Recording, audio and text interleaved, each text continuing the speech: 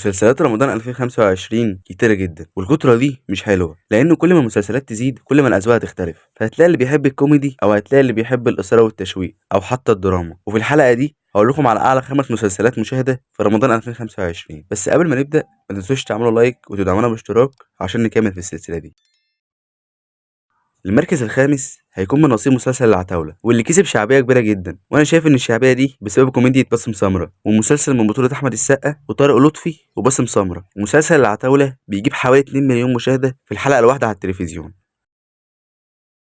وفي المركز الرابع مسلسل اشغال شقة جدا، وهو من افضل المسلسلات الكوميدي في رمضان 2025، ومسلسل من بطولة مصطفى غريب وهشام ماجد. ومسلسل اشغال شقة بيجيب في الحلقة الواحدة على التلفزيون حوالي 3 مليون مشاهدة. والمركز الثالث هيكون من نصيب مسلسل المداح الجزء الخامس، ومن وجهة نظري مسلسل المداح من افضل مسلسلات رمضان 2025. تحسه كده متعوب عليه بجد، وما تكونش خايف وانت بتتفرج عليه مع اهلك، لا رقاصه تطلع بقى ولا السفاله دي، وده لان حماده هلال ممثل محترم ويعرف ربنا كويس جدا. مسلسل المداح بيجيب حوالي من 4 ل 5 مليون مشاهده في الحلقه الواحده.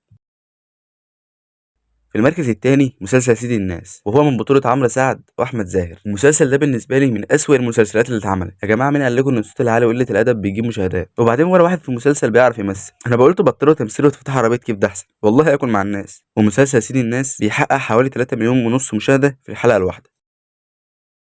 والمركز الاول هيكون من نصيب مسلسل فهد البطل، وهو من بطولة احمد العوضي. والمسلسل ده جميل بشكل عام، وبيحقق في الحلقه الواحده 4 مليون مشاهده.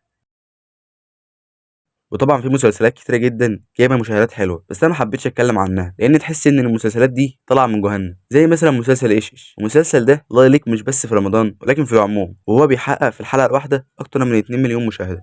والله ما عارف على ايه.